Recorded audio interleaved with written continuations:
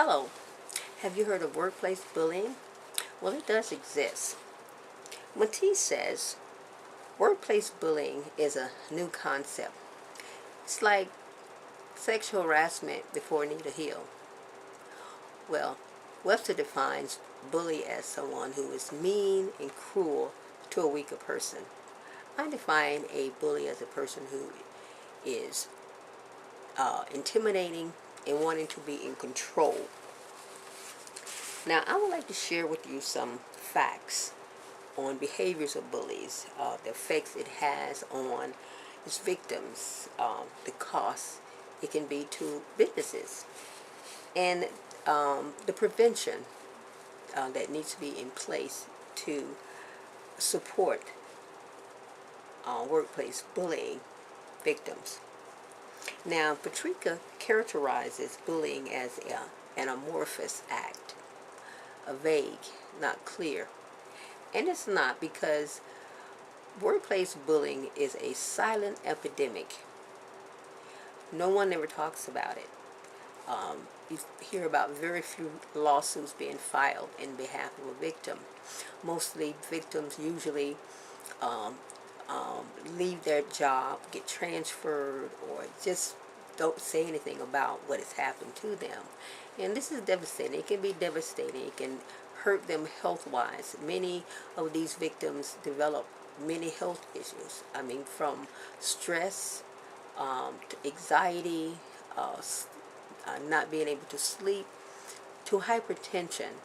So the workplace bully can play a very, very mean role in hurting a number of employees. So we need to do something about it.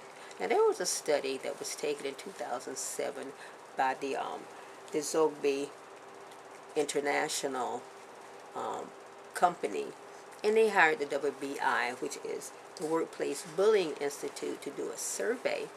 And this survey stated that 1 out of 3 adults have had been workplace bullied. So this is something that's very prevalent. It happens a lot. It is under the radar, as one would say, but it needs to come out and it needs to be addressed, because it has caused a lot of health issues and a lot of problems within the workplace.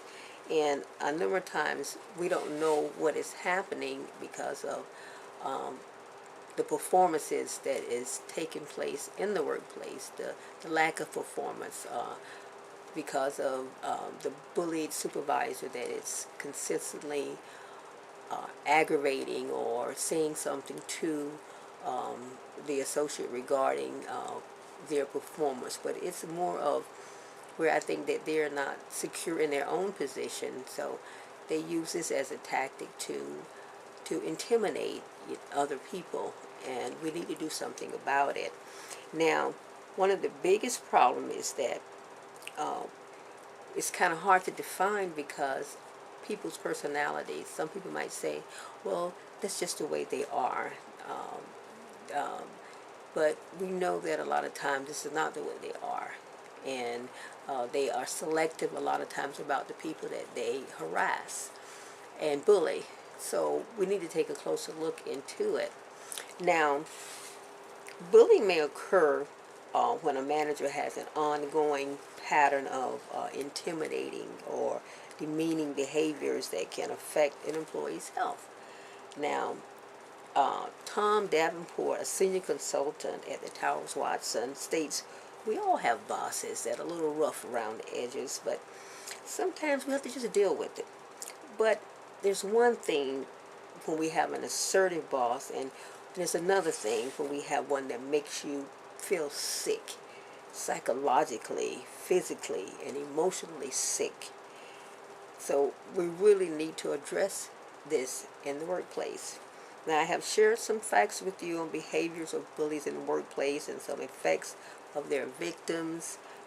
So I'm just going to share briefly some information about how costly it can be to the workforce.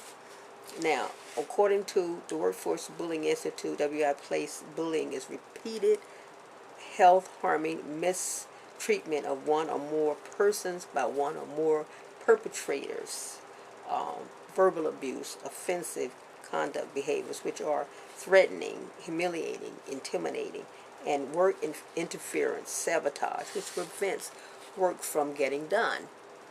Now, bullies seek to induce harm, jeopardize one's career and job, and destroy interpersonal relationships. The behaviors of bullies harm people and ravish profits.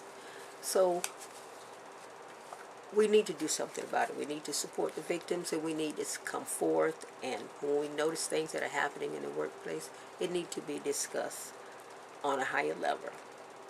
I'm Daphne.